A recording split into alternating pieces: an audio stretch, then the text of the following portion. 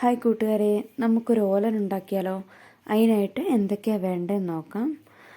നമ്മളിവിടെ എടുത്തിരിക്കുന്നത് കുമ്പളങ്ങയാണ്. കുമ്പളങ്ങ ഒരു അത്യാവശ്യം മീഡിയം സൈസ് ഒരു കുമ്പളങ്ങ എടുത്തിട്ടുണ്ട്. ഇത് ഫുള്ള് നമുക്ക് വേണ്ട, ഇതിൻ്റെ കുറച്ച് ഭാഗം മതി നമുക്ക്. പിന്നെ ഇതിലേക്കൊരു ഒരു പിടിയോളം വൻപയർ, കുറച്ച് തേങ്ങ, എരിവിന് ആവശ്യത്തിനുള്ള പച്ചമുളക്. ഇത്രയും സാധനമാണ് നമുക്ക് ഓലനായിട്ട് വേണ്ടത്. ഇനി നമുക്ക് ഈ വൻപയർ നമുക്ക് നന്നായിട്ട് ഒന്ന് വേവിച്ചെടുക്കാം. കുറച്ച് ഉപ്പിട്ട് വേണം വേവിക്കാൻ. ഇനി കുമ്പളങ്ങ ഇതുപോലെ കഷ്ണങ്ങളാക്കി എടുക്കുക. ഇതിലേക്ക് നമ്മൾ എടുത്തു വെച്ചിരിക്കുന്ന പച്ചമുളക് അരിഞ്ഞ് ചേർക്കുക. പച്ചമുളക് ഓരോരുത്തരുടെ ഇഷ്ടമാട്ടോ, എരിവിന് ആവശ്യത്തിന് നമുക്ക് ചേർത്ത് കൊടുക്കാം. ഇനി ഇതിലേക്ക് നമുക്ക് രണ്ടാം പാൽ ഒഴിച്ച് കൊടുക്കാം. തേങ്ങയുടെ രണ്ടാം പാൽ ഒഴിച്ച് വേണം നമ്മൾ ഇത് വേവിക്കാൻ.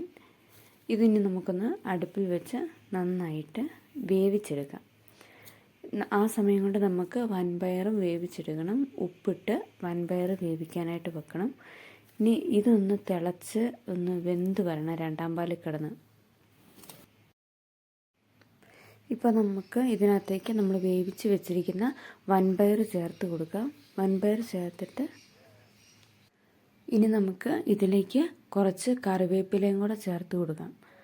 കറിവേപ്പിലയും കൂടെ ചേർത്തിട്ട് നമുക്കിതൊന്ന് നന്നായിട്ട് ഇളക്കണം. ഇനി ഈ പയറും കുമ്പളങ്ങയും കൂടെ ഒന്ന് ഒരു 5 മിനിറ്റ് ഒന്ന് വെന്ത് രണ്ടും കൂടെ ഒന്ന് മിക്സായി കഴിഞ്ഞിട്ട് വേണം നമുക്ക് ഇനി ഇതിലേക്ക് ഒന്നാം പാൽ ഒഴിച്ച് കൊടുക്കാനായിട്ട്. അപ്പോൾ ഇത് രണ്ടും കൂടെ ഒന്ന് വേവാനായിട്ട് നമുക്കൊന്ന് വെക്കാം. രണ്ടിപ്പോൾ ഏകദേശം സെറ്റായിട്ടുണ്ട്. ഇനി നമുക്ക് ഇതിനകത്തേക്ക് നമ്മൾ എടുത്തു വെച്ചേക്കുന്ന തേങ്ങയുടെ ഒന്നാം പാൽ, നല്ല കട്ടിയുള്ള പാൽ ഒഴിച്ചു കൊടുക്കാം. ഈ സമയത്ത് തീ ഓഫ് ചെയ്യണം. ചട്ടിയിൽ ഉണ്ടാക്കിയിരിക്കുന്നതുകൊണ്ട് തന്നെ ഒരു ചെറിയ ചൂടുണ്ട്. ഇനി നമുക്കിതിലേക്ക് പച്ച വെളിച്ചെണ്ണയാണ് വേണ്ടത്. പച്ച വെളിച്ചെണ്ണ കൂടെ ഒഴിച്ച് കഴിയുമ്പോൾ നമ്മുടെ ഓലൻ റെഡിയായിട്ടുണ്ട്. ഇതാണ് നമ്മുടെ ഓലൻ ഇവിടെ റെഡിയായി. ഇനി നമുക്കിത് വിളമ്പാം. ഉപ്പ് നോക്കണം, ഒത്തിരി ഉപ്പ് ആവശ്യമില്ല. ചിലവർ ഓലൻ ഉപ്പിടാറേ ഇല്ല. അതുകൊണ്ട് ഉപ്പൊക്കെ നിങ്ങളുടെ ഇഷ്ടമാണ്, പാകത്തിനിട്ട് വാങ്ങുക.